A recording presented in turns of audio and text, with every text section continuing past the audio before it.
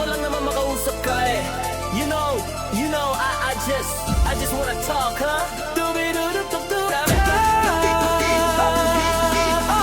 Hey, halos 5 oras na akong nag-aantay sa'yo. Nag-aabang ako sa labas ng bahay nyo. Sipat ng sipat kung sisilip ka ba sa bintana. Magpakita ka eh parang di yata, huh? Ilang beses ka na lagi na lang ganyan. Kung iwasan ako'y parang ayaw akong nandyan. Sa susunod na punta ko'y pagbuksan mo na sana. Kasi kahit anong mangyari, hindi ako mawawalan ng pag-asa. Ayaw kitang pilitin kung hindi ka pa handa. Sa susunod na lang, sa susunod na lang. Ayaw kong nabibitin, kaya mabuti pang ako'y uwi na lang.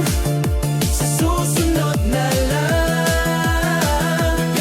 Napupuyat na ako kakapaalala. Kumain at mag-ingat kung sakaling mag-gala. Laging sinisipat ang imahe ng dalaga na pangarap makasama ko sa hirap at ginhawa. Tipikal na dahilan ng tagahanga mo. Hindi naghahanap ng iba kahit na nababatong. Naghihintay sa iyong sagot sa aking mga tinatanong. Habang ang bantayan mo ay pilit kong tinatalong. Kasi alam ko na hindi ka pa handa.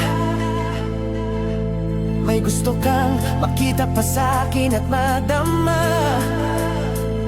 Kaya ito ako, naghahanda kung madapa.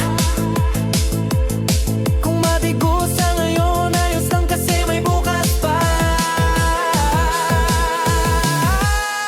Di nauubos yun, kaya kahit kumukunot ng noo ko ay sa alon natin ay sumusunod na lang. Susuyuin ka kahit hindi mo pa mapuno.